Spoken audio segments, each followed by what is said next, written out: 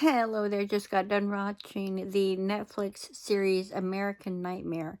It came out in 2024. It's TV mature audiences. There are 3 episodes, and each episode is about 45 minutes long.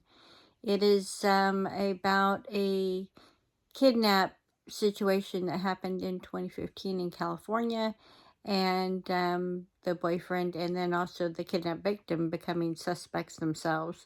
It's really intriguing. Yeah, just crazy how that happened.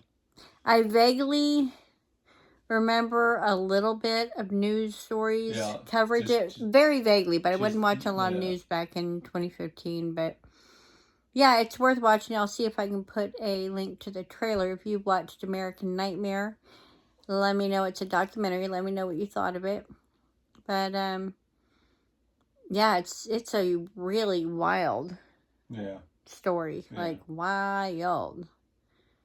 I would give this easily a 4 out of 5. No, it's solid 4 out of 5. Yeah, it was interesting and let's say effed up also. Really effed up. Very effed really up. But interesting, and it wound up giving me a happy, conclusion at the end. Yeah. So that's good. That could come. Well, yeah, exactly. So.